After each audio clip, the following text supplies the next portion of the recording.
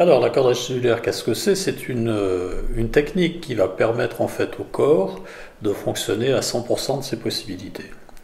Donc, on va utiliser pour ça les préceptes de la médecine traditionnelle chinoise qui avait décrit déjà ce procédé depuis fort longtemps, mais qui n'avait pas pu le mettre en pratique pour des raisons purement technologiques, on va dire, puisqu'il l'avait décrit de façon empirique et intellectuelle, mais qui n'avait pas les moyens qu'on a aujourd'hui pour le mettre en œuvre. En fait, il y a 5 organes principaux, comme les 5 éléments sur lesquels est basé le raisonnement de la médecine traditionnelle chinoise ou de la pensée chinoise.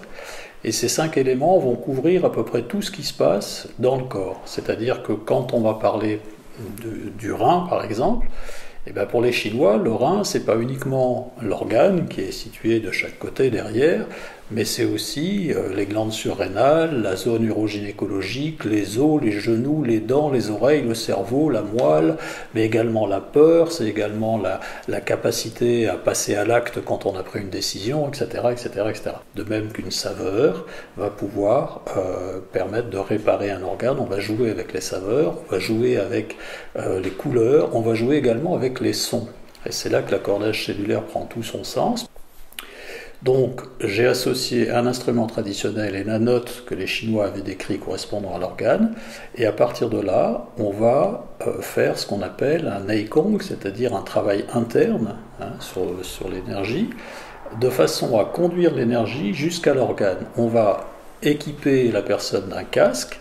Dans le casque, il va y avoir diffusion de sons audio, fait à partir de ces différents instruments, plus des directives parlées, c'est comme une séance de sophrologie, on va dire, un petit peu, et à partir de là, on va conduire l'énergie par la respiration et conduire l'énergie par la pensée, jusqu'à l'organe correspondant. On va donc viser un organe avec une vibration sonore particulière qui lui correspond, et donc la cellule de l'organe va se calquer sur cette résonance. En fait, on va créer une résonance, et ainsi on va pouvoir accorder chaque organe par rapport aux autres. Pour les Chinois, l'homme ne s'envisage qu'en tant qu'être relationnel. Ça, c'est extrêmement important. C'est donc la relation qui va exister entre les différents organes qui va faire qu'il va y avoir harmonie ou pas.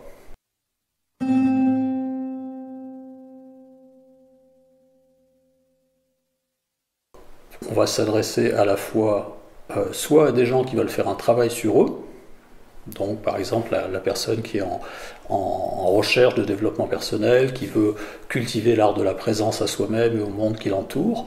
Donc là, pour ça, l'accordage prendra tout son sens, puisque quand on sort d'une séance d'accordage, on est vraiment dans le moment présent, on peut ressentir les choses et puis petit à petit engrammer cet état-là. On s'adresse aussi à des gens qui se sentent victimes du stress, en fait, qui n'apportent pas la bonne réponse à un événement, qui vont donc déclencher du stress. Et bien là, on va leur apprendre, grâce à ça, c'est un petit peu un principe commun avec la cohérence cardiaque, on pourrait presque parler de cohérence totale en accordage cellulaire, on va leur permettre de prendre de la distance par rapport à un événement.